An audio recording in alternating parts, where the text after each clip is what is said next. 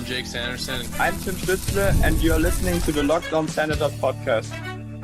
You're Locked On Senators, your daily podcast on the Ottawa Senators. Part of the Locked On Podcast Network, your team every day.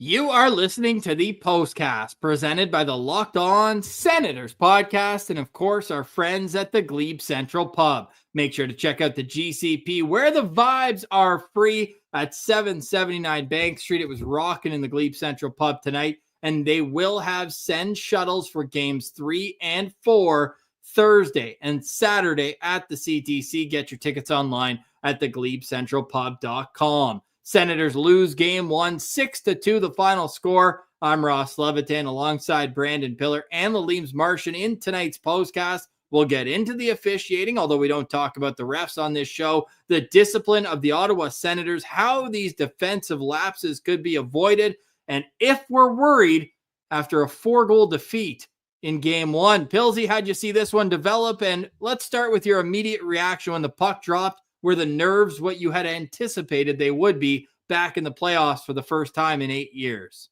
Yeah, I mean, I wanted to start with that. Obviously not the result you're looking for here, a 6-2 loss to Toronto game 1, but it just feels good to be back. I mean, the whole day was exciting. I don't know about you guys, but I was just kind of killing time, counting down the seconds. And then half an hour before, you get the pregame on, you get the montage going, you get the jerseys on, you make sure you got all your drinks cold, you're ready to roll, you're locked in, the puck drops.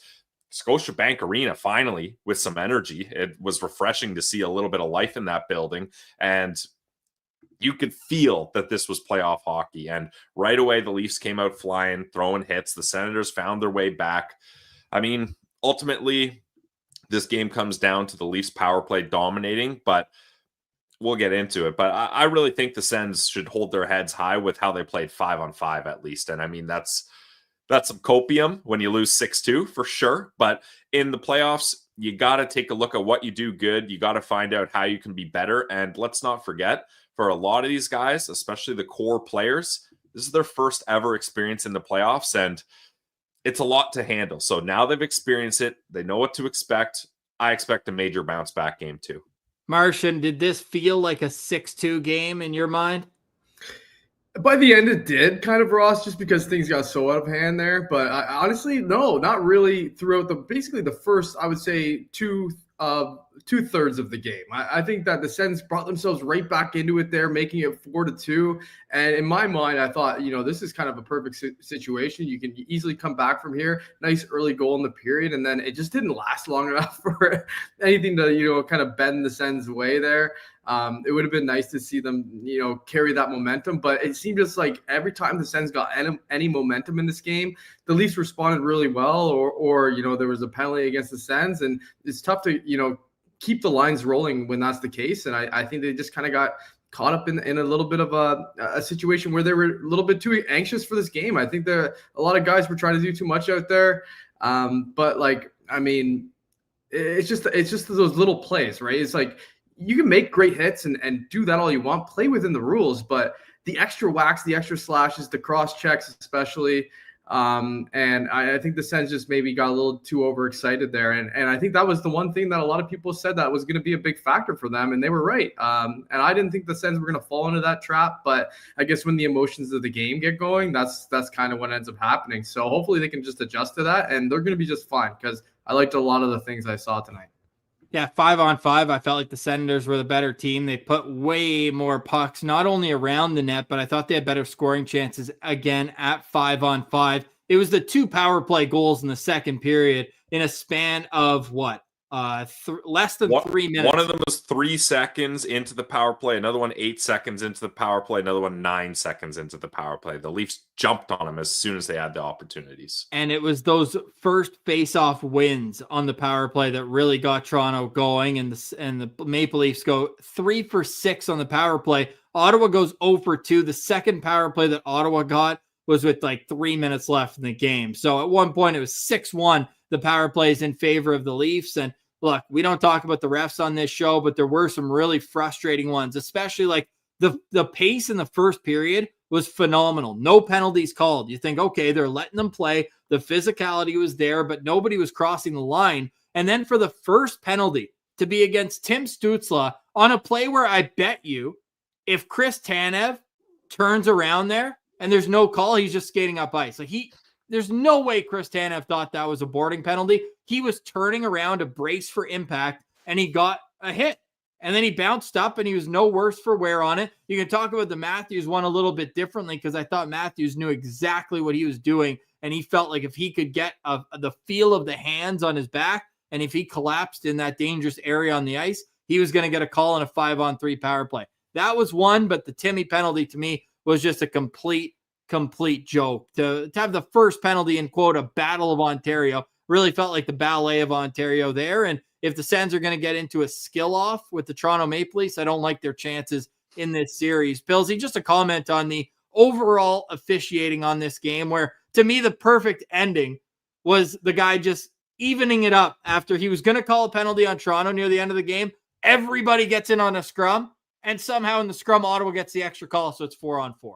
Yeah, I mean, some of the decisions were questionable for sure, but I'm with you. The one that upset me the most was that first one because the play was going so well, and that I don't think Leafs players would have any issue with that play by Timmy. Like that happens all the time in a hockey game. He's just finishing his check, so I really didn't like that call. And then, but if you're the Ottawa Senators too, say what you want, whether you agree with the calls or not. But how many of those 6 penalties did they take were in the offensive zone? I believe at least 3, maybe even 4. Like if you're taking penalties in the offensive zone, and again, you can have your opinion on whether you think it should have been or should not have been a call, but that's a way to lose a game when you are trying to put pressure on a team in the O zone and you end up taking a penalty there.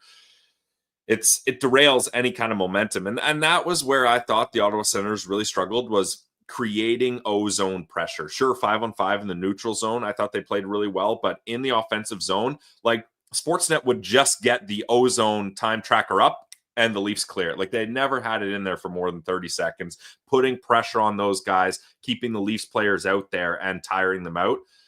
Martian, I don't know if you agree or you saw a different angle there, but that's where I saw it. Yeah, I think you're bang on there, Pilsy. Basically, it's like, ticky-tack plays in the offensive zone are not what Travis Green wants to see from this team, and I just don't think that they were mentally ready maybe for what playoff hockey is going to feel like. I think they got overexcited, and just some of those plays were let's be honest, like a little bit of bonehead moves. I think, not an offensive zone penalty, but the Ridley Greig penalty, his stick, he didn't mean to hit Tavares in the head. I think that's pretty obvious. His stick rode up, but he was cross-checking him pretty high there and trying not to get himself hurt and trying not to take that hit from Tavares. And he tried to take a bite out of him there with a bit of a play where I don't think you want to see that from them at that point of the game, especially. So, Ross, I don't know about you, but I'm in the camp where I think the Sens just need to cut down the penalties, and that's where they're going to find success.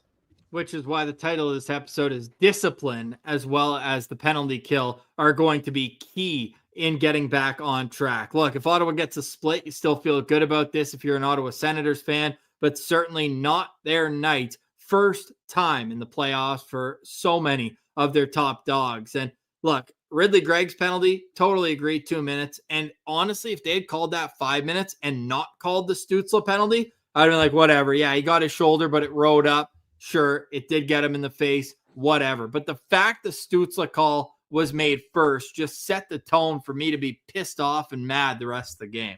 And I think it's good too. I think a lot of fans, Sens fans, got really upset seeing that 5-minute major right away. But keep in mind, they do the 5-minute major because the way that the ruling is done by the officials, call it a 5-minute major, then you have the opportunity to review it, and then you can take it back. Where I think, and you can correct me if I'm wrong, but if they call a 2-minute, they can't up it to a 5-minute. So that's why initially 5 minutes. Yeah. And it wouldn't have been, I don't think it's that crazy that could have been a 5-minute major. It's cross-checking up high, but I would like to say Tavares got up pretty quickly after when he realized the penalty was called. Like if you're getting cross-checked in the head and it hurts, sure, that's going to hurt and you're going to be down, but seemed to spring back up pretty quick once he realized he got that call. Just saying. Senators head coach Travis Green asked about the discipline after the game. He says, we definitely have to stay out of the box. A couple of calls, they did a good job selling.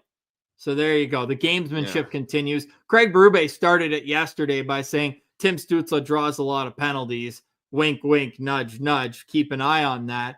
And now Travis Green saying, hey, let's watch them sell this a little bit. And you even saw, I think it was after the Gaudette penalty, Travis Green's, he made it clear he wasn't upset about that penalty. He pointed to the corner where Timmy got the penalty, and he was like, that was a effing dive. You could, if the lip readers out there, you could tell he was talking about the Timmy penalty. He's like, they dove on the first one. That one was a little soft. Like, you can't be calling it like that in the playoffs. And I mean, obviously it's easy for us to sit here and talk about it like that, but it's the Battle of Ontario. You gotta let them play. And guys are going to be falling. It's going to be aggressive. I mean, there's so many hits in this game. But it's just disappointing where that ends up being the story. And all credit to the Leafs. If you get the calls and you score on the power play, that's the way it goes. But it's tough when you're the Ottawa Senators and you feel like you had a better handle on this game than the 6-2 score shows.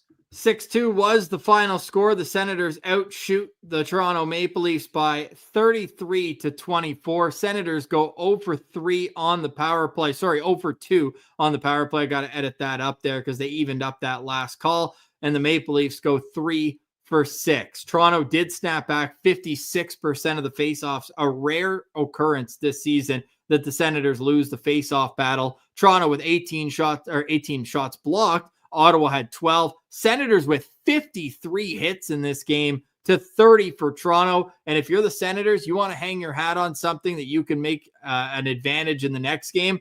64.8% of the expected goals at 5-on-5 were in favor of Ottawa. However, this game was 2-0 without any power plays going Toronto's way. First, it was Oliver Ekman-Larsson walking completely unimpeded down Main Street. He makes no mistake and snaps one in for his first goal this postseason. And then Mitch Marner on a breakaway. Pilsy, how would you characterize those defensive miscues that led to those opportunities? Unfortunately, Ross, it's the two same defensemen on both of them. And I think you could probably point to Thomas Chabot as being the one guy that should have played it differently on both of them. Let's start with the first one. Credit to Scott Laughton. He gets Shabby to bite and hold. And they were talking about this in the mission. Scott Laughton comes down the wing, gets to the blue line, and then Shabby thinks he's going to try to go wide around him, so he cuts him off at the boards, but then Laughton stops up. And as soon as that's done, Shabby's stuck on the boards, and he's covering no ground. Like, he's out of the play, essentially. And Scott Laughton has his head up. OEL realizes that Chabot's flat-footed and stuck on the boards there, hits him in the middle, and, I mean, it was a nice shot and right in the slot, but Ullmark could see that one. It would have been nice to get a big save there, but that's how the goal scoring starts. And then Thomas Chabot and Nick Jensen both allow Mitch Marner to slip behind him. Now, I think they weren't ready for Matthews to catch it and quickly hit that stretch pass, and I hate doing it, but you got to give credit to Mitch Marner. He played it perfectly where he exits the zone but doesn't fully commit to it till he sees Matthews has the puck. As soon as Matthews had that puck, he put the Jets on and he stuck through both Chabot and Jensen, more on Chabot's side though. And then he gets that breakaway. And as soon as he had the breakaway, I don't know about you guys, but I just put my head down and I was like, it's 2-zip. Like, he's not messing up that one, and he makes an amazing move. So you got to tip your hat there. Those are both good plays, but would have liked a little bit better defensive play by Thomas Chabot on both of them, unfortunately. Not that it was egregious. But I know that, you're giving Chabot a lot of the blame on that, but I do think, Jensen does deserve a little bit of blame on it. I think totally. Both of those goals as well, especially that second one where, he's the one who's making that dump in play, and he's got to be sure with that puck and make sure he's getting it to one of his guys, and knowing if he's not going to, he's got to start backing up a little earlier than that. He kind of held that line a little too long. Marner was kind of right next to him. You said Chabot was kind of, he was on more Chabot's side, but I think he was kind of a little bit more Jensen's man in that spot. So I think Jensen does deserve a little bit of the blame there as well. But yeah, I think both those guys, they need to clean that up for sure. Drake Batherson scores Ottawa's first playoff goal since May 25th, 2017. He was drafted 1 month later, actually, in the 4th round of the 2017 draft. A 50-50 battle that he wins out front and knocks home the rebound. The assists go to Dylan Cousins and David Perron. It was 2-1 Toronto going into the second period. That's where the power plays took over for the Maple Leafs. Tavares, then Nylander on a 5-on-3, and it was 4-1 Toronto. Ridley Greig answered 4 minutes into the third period on a delayed penalty call. Assists go to Amadio and Pinto. The Pinto stat doesn't count in the playoffs, apparently, and the Senators then give up a goal 45 seconds later to Morgan Rielly. Matthew Nyes adds insult to injury with a power play goal with 7 minutes left. 6-2 the final score. We'll get into the goaltending situation. We'll hear from our guy Jack Richardson and more next. But the Postcast is always brought to you by the Glebe Central Pub. Make sure to check out the Glebe Central Pub for all of your needs when it comes to not only watching Senators hockey on the road, but getting on the Glebe Central Pub shuttle at 779 Bank Street. The shuttle will run for games 3 and 4, and you get your tickets at GlebeCentralPub.com. Let them know that Locked On Senator sent you. Our guys, Nick Spence, Sensual Healing, and more were at the pub tonight. They said the vibes were absolutely free, and they had a great time watching playoff hockey in the nation's capital. So go there on a Sens game day. Let them know that Locked On Senator sent you. Get the smash burger, get the wings. Have a great time. It's your neighborhood pub in the heart of the Glebe. Tip your servers and make sure to sit back and relax and let the fun come to you. It's the GCP where the vibes are free. Visit them at 779 Bank Street and get on the Central Pub shuttle on Games 3 Thursday and Game 4 on Saturday. This episode is also brought to you by our friends over at Game Time. The Stanley Cup playoffs are here. And if you've never been to a live NHL playoff game, it's unlike anything else. The intensity, the speed, the energy in the building, it's next level. And thanks to Game Time, getting in the door is easier and more affordable than ever. Game Time is the fastest way to grab playoff tickets, even for those must-see matchups. Prices actually drop as the puck drop gets closer, and with last-minute deals, you can save up to 60%. I love saving money on last-minute tickets for not just sports, but comedy, concerts, and theater. Then turn on the all-in pricing, and that's going to show you the total cost up front. No surprise fees at checkout. The app even shows you panoramic seat view, so you know exactly what you're getting before you buy. And with Game Time's ticket coverage, I know I'm protected, whether it's cancellation protection, job loss assurance, or their 24-hour return guarantee. Take the guesswork out of buying tickets with Game Time. Download the Game Time app, create an account, and use code LOCKEDONNHL for $20 off your first purchase. Terms apply. Again, that's code LOCKEDONNHL for $20 off. Download the Game Time app today. Last-minute tickets, lowest prices, guaranteed. Welcome back to the Postcast. I'm Ross Levitan alongside Brandon Pillar and Lalime's Martian. Let's bring in our guy, Jack Richardson, to discuss tonight's 6-2 loss. Jack, how'd that one unfold in your eyes? Fellas, I don't miss this feeling. This part of playoffs I don't miss. That really sucks, but I'm already on to game two. I think I listened to the first 5 minutes there of what you guys were saying. I think you said it best. Like they do need to stay out of the box, but at the same time, it's hard not to talk about the calls that happened. We don't have to keep talking about the refs because you guys hit on it, but I'll kick off the goaltending conversation. Ullmark's got to be better too, because not only did he not play well enough in my eyes for them to win, Stolarz was probably the Leafs' best player. So, if that's the case in a game, it's probably pretty hard to win a game. I think the beginning of that second period with Pinto's chance, Tkachuk on the breakaway, another couple few in tight in the second period there. Stolarz really, to me, is the story from the Leafs perspective. Obviously, from the Sens perspective, got to shore up the PK and stay out of the box in general. So that's kind of my thoughts. And I know you guys have broken down every call. We don't have to go through every penalty, but for me, I'll kind of this is my main thought too, is the notion that that's the Sens inexperience. I don't buy, because they just watched a team in the Florida Panthers that they're pretty familiar with, and have a little bit of the same style, win a cup playing that type of hockey. And I don't think that a lot of those penalties were playoff hockey penalties. Those are my thoughts. That's what I got coming out of game one.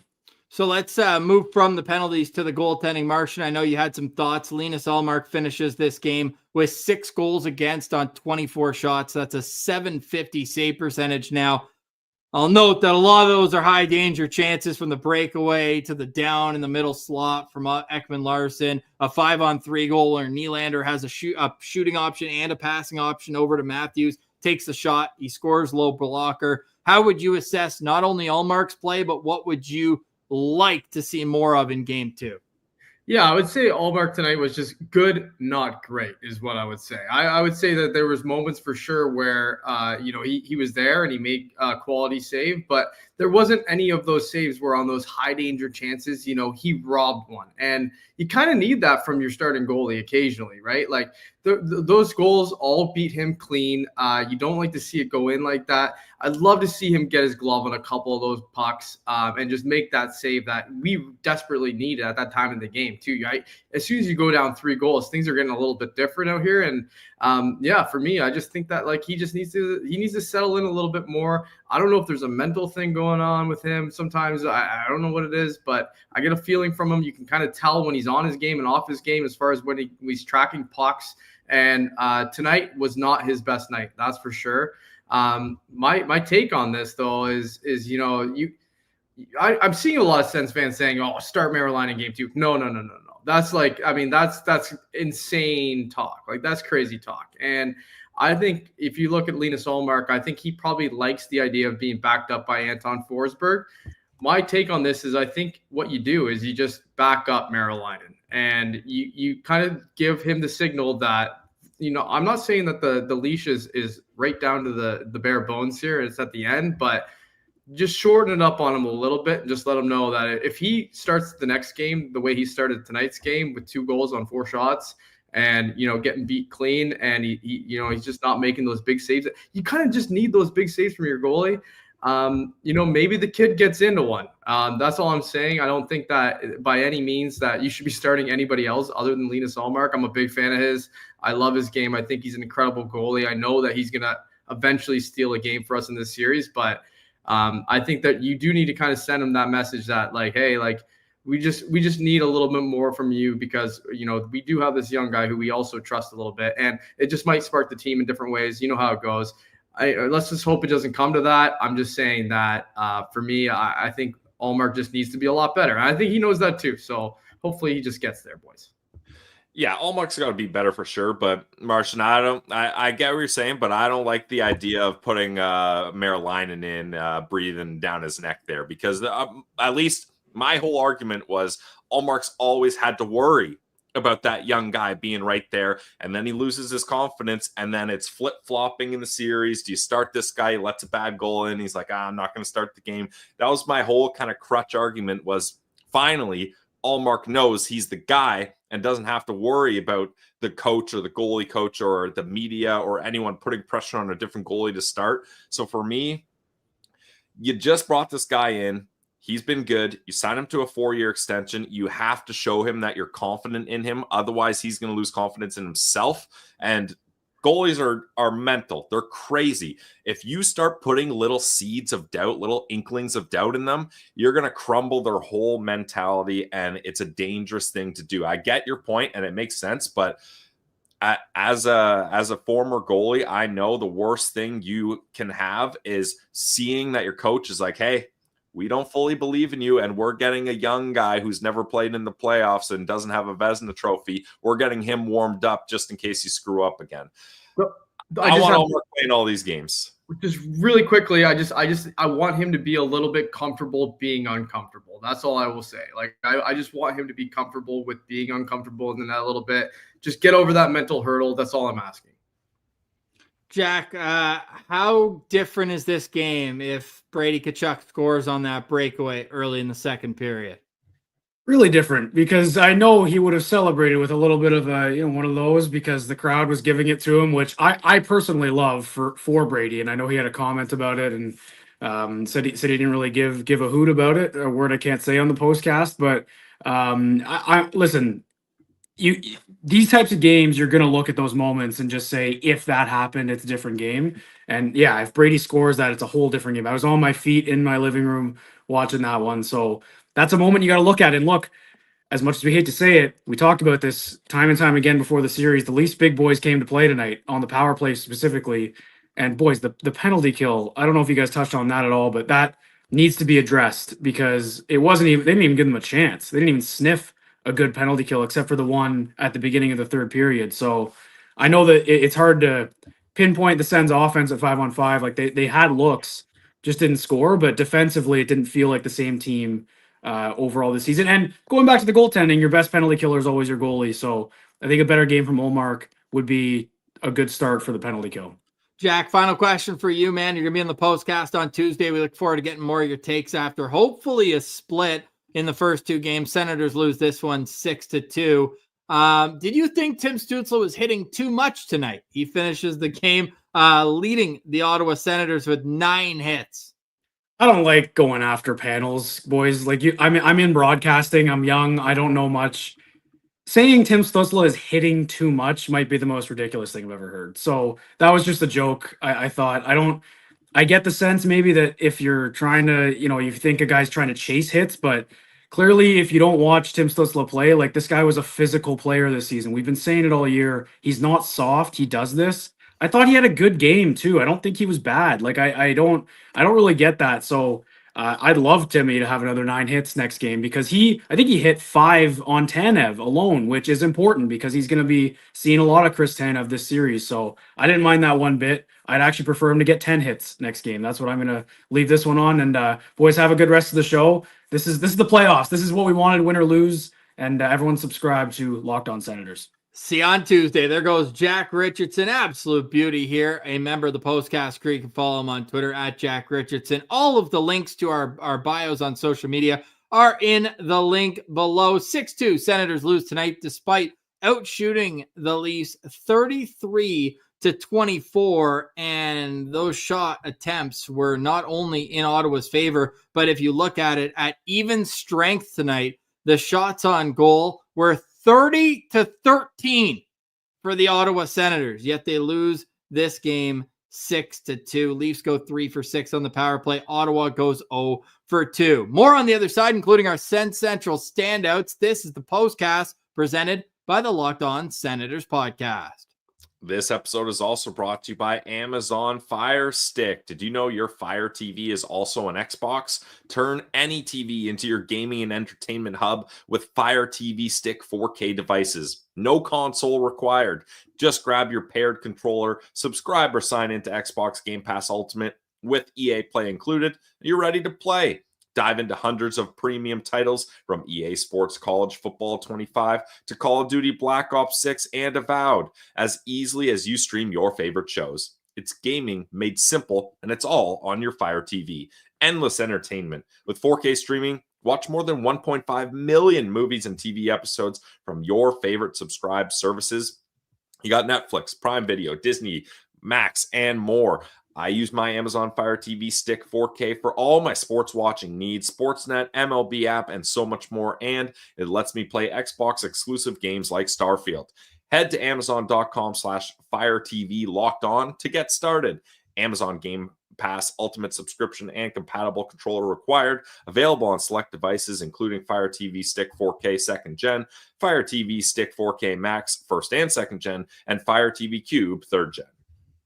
Welcome back to the Postcast. I'm Ross Levitan alongside Brandon Pillar, you just heard there, and Lalime's Martian. You can follow us on social media. Our handles are in the bio. You can follow the show on Twitter at Sen Central, where I have a rat infestation of Leaf fans in my mentions tonight, but that's what the playoffs are all about. It's the back and forth of each single game. Like our guy Scott Wheeler, who may or may not have gotten his start with Pension Plan Puppets, a Maple Leafs blog. He's a very unbiased athletic prospect reporter now. He tweeted out a video of that Australian Olympian breakdancer and said Tim Stützle whenever a player comes near him. But tonight, apparently, the Leafs didn't dive. So I'm having some fun with him back and forth on Twitter right now. Again, Tim Stützle leading the Ottawa Senators in hits tonight with 9. Brady Tkachuk, a lot of talk about his health going into the series, had 5 shots on goal, 5 more missed the net,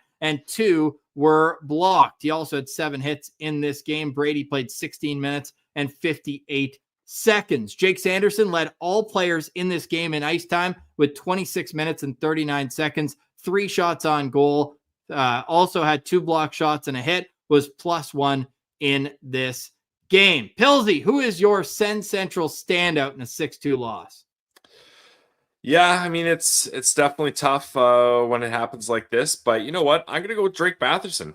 He scored the first goal. I like how he stayed with it. He gets 4 shots on goal, 6 hits, ultimately finishes with even on the score sheet, and 2 penalties go to Drake Batherson, but I thought he was shooting the puck too. He had that chance. I forget when it was. I think in the second period, he ripped one off the crossbar. If that one goes in, that changes things as well. But I like Drake Batherson's game other than the penalties he took. Yeah, man. I mean, Drake was awesome tonight. I thought he was our best forward early in the game. I thought he was really buzzing around out there, controlling the puck extremely well, making good plays, and then obviously a great goal there. So, yes, Pilsy, bang on with that stand-up, man. He was right there. Nice. Yeah, I like that call, Pilsy. He gets the first goal of the game. I thought he was solid overall, but the back check I'd like a little bit better on the OEL goal. He got lost in that 50-50 battle against Steven Lorenz in the offensive zone, couldn't get back in time, and it was either him or Cousins. Somebody had to take the defenseman who was creeping into middle ice, and nobody did. Therefore, and again, you mentioned that Shabbat and Jensen lose their battles down low as well. That made it easier for them to get the puck to OEL. But yeah, overall, good game for Drake Batherson. I can respect that as a Sen Central standout. Batherson had 6 hits, 4 shots on goal to go along with his goal. Martian, who's your standout in tonight's game? Yeah, I'm going to go with the guy who I thought played his game the best tonight, and that was Ridley Greig. I thought that he just looked like one of those guys who immediately looked comfortable playing in the playoffs. There wasn't many Sens who I thought right away just looked like they were comfortable, and he was comfortable. I thought that Ridley Greig was just being himself out there. He was classic Ridley Greig. Obviously, you got to take a little bit of the bad with the good with him. That penalty that he had on Tavares was, we said it earlier, it was a bit of a bonehead play. I think you just take the hit and just move on from that one. But he shouldn't have got to stick up that high. But he obviously comes in, gets that great goal there, and then also he was just being a pest all night, skating well through the neutral zone. That whole line, I think, we've been saying it, like they're going to be an important part of this team for the playoffs. So, a little bit of a nod there to Amadio and to, Pinto. So that whole line's been good. But, really Greig out there, 17:51 on ice. We know Travis Green loves him. He was 50% in the dot. So he was getting mixed in there, the face-offs. That was above the team average. And I just liked Ridley Greig's game tonight. I thought he was just getting in the corners and getting that little extra shot in that you need to do in the playoffs within reason. He got caught a couple times there, but I thought that Ridley Greig was as to be expected Ridley Greig tonight, which is all you can ask. Yeah, I like that. Big goal for him. It's just unfortunate it got followed up the way it did. And I love the rattiness, and look, we don't want to see anybody get hurt, but you have 2 options when you crash the net like that off the wall. You're either going to draw a penalty and probably crash into the goalie, or you're going to get a great scoring opportunity, and he gets dragged into the goalie. No call, obviously, the way things went tonight, but Stolarz was feeling that one as well, and at that point, the game was already at hand, so just get to the net, crash and bang, and see what happens. Hopefully going to be a long series still to come. So Ridley Greig finishes this game 17 minutes, 51 seconds, a goal +1, gets the 1 penalty, 2 shots on goal as well. My Sen Central standout in tonight's game. Oh boy. I did think there were some good efforts. You know what? I'll just go with Jake Sanderson because he was such a key going in. Pilsy, can you pick me up here? Yeah, I mean, Jake Sanderson did play 26 minutes, 39 seconds in a 6-2 loss, finishing a +1. As a defenseman that's playing that much is nice. He gets 3 shots, 2 blocks. Not the marquee game we wanted from Jake Sanderson, although I do think he played well, but I think there's more to give with Sanderson here. He didn't get the offensive chances that we would hope he could. We didn't get to see that skating in full effect, but overall, for how much he played and I'm not sure how much of the time he had up against the top line, or even the second line is pretty dangerous for the Leafs, but I got to assume that was most of the matchups he faced. I think he played a decent game. I would say it's fair to say he was the team's best defenseman, I think, for sure. Yeah, exactly. And thanks for picking me up there. I was grinding through a cough there. So shout out to the mute button there that helped everybody not have to deal with that. In tonight's game, Jake Sanderson played 9 minutes and 3 seconds against Matthew Knies. Take a guess what the shot attempts were when those two faced each other on the ice.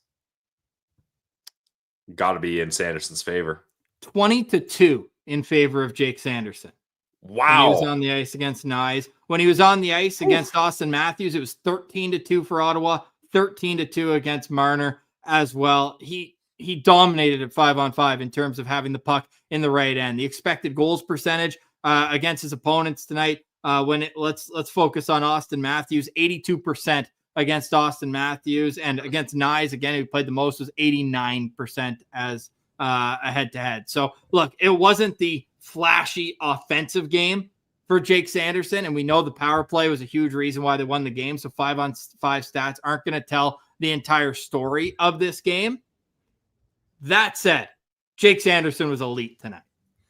Yeah, he's really, I mean, like, the last thing we need to worry about with Jake Sanderson is being able to avoid pressure. And the pressure was very high tonight. I think we could all admit to with the Toronto Maple Leafs. They were on pucks quick. They were pressuring guys as soon as they got the thing. And there was no time out there. But one guy that the Ottawa Senators have for sure who's not going to succumb to any pressure is Jake Sanderson. He can use his feet. He can use his hands. He's got great vision. He's not going to, he's not going to mess around with the thing. He can get it off quick too. So, I do want to say though, just giving the Leafs full credit for the amount of pressure that they had out there.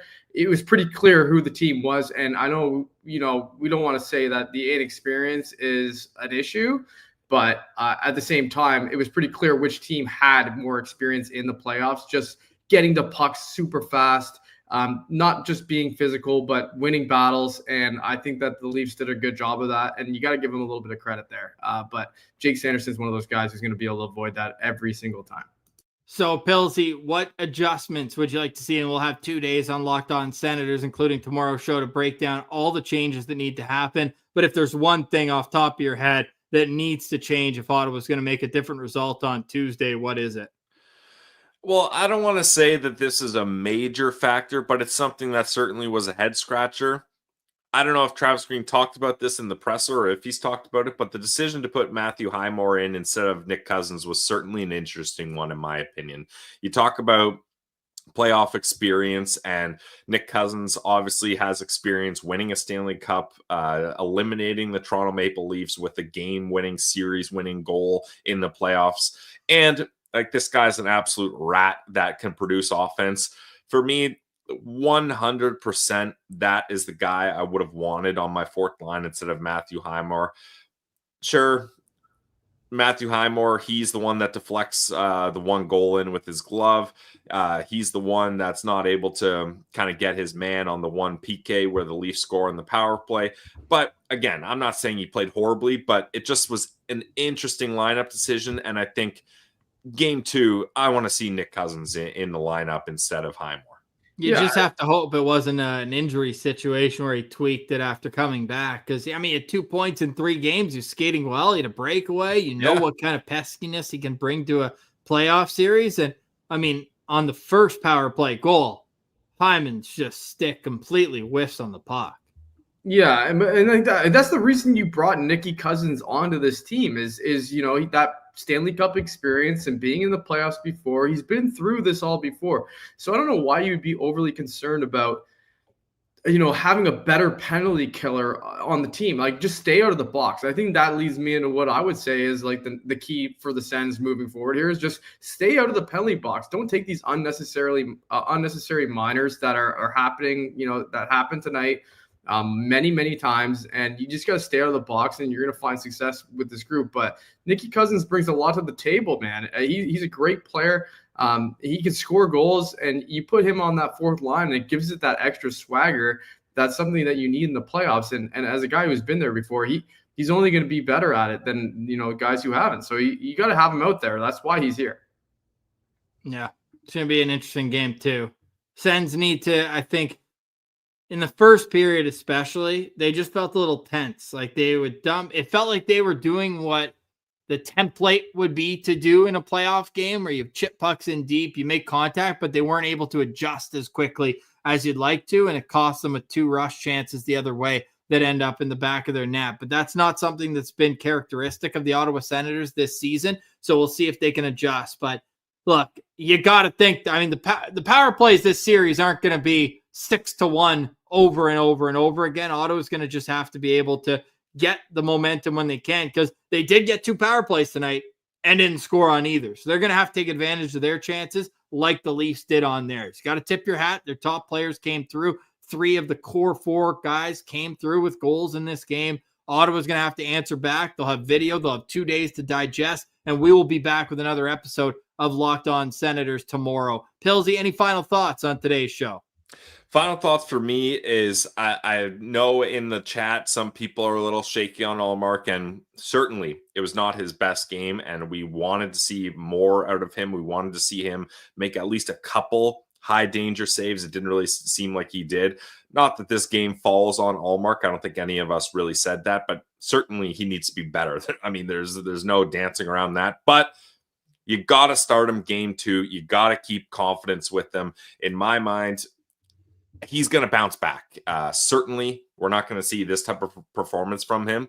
He knows that he needs to be better. Everyone knows that the Sens cannot win this series without Ullmark being that top-tier goalie we know he can be. So I'm still an Ullmark guy. That's what I want my closing statement to be. No doubt Linus Ullmark starts game 2 of this series. Martian, final thoughts from you on today's show?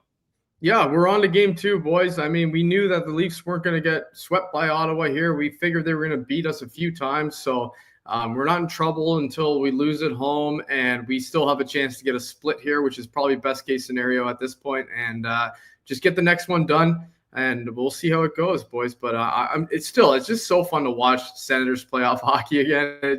That game flew by for me. I was having a great time, even though the result wasn't going our way. It's just nice to be back in the dance, and I think the boys will do a good job adjusting next time around. We will do this again on Tuesday. Let's head to the chat. Sens fans in Van say bad discipline, bad refs, mediocre goaltending, and the refs didn't matter. They follow up with refs and penalties and goaltending aside. We can take these guys. Eye test and stats bear that out. Put Cousins in. Sens fans in Van, you know we really appreciate you guys all season long. Pure Sens Central citizens right there. Tails writes in, the score was flattering to the Leafs, but it may give them a false sense of superiority. The Sens could take advantage for that. Randy, the cheeseburger bandit, says the third line will bring the series back 1-1. And Solace says that we're built for playoff postcast. This, again, is the first ever playoff postcast, and hopefully one of many. We appreciate everybody for jumping in the chat, hanging out with us after each and every game. We will have another edition of Locked On Senators for you tomorrow, breaking down what needs to change. We'll look at the analytics. We'll watch the game again and get you the latest in adjustments to game 2. Senators lose 6-2 tonight. Goal scorers are Drake Batherson and Ridley Greig. The Leafs get goals from Oliver Ekman-Larsson, Mitch Marner, John Tavares, William Nylander, Morgan Riley, and Matthew Nyes. That list is too long. We need to be able to critically shake down defensively if Ottawa wants to get back into this series. The series is 1-0 for the Toronto Maple Leafs, but you can still get the split if you win game 2. For tonight, we say goodbye. Thanks so much to everybody in the chat. It means a lot to us for vibing and venting with us after each and every game. Please smash the like button and the subscribe button below and on your favorite podcast platforms. For the Martian and Brandon Pillar, I'm Ross Levitan, and this has been the Postcast presented by Locked On Podcast Network, your team every day.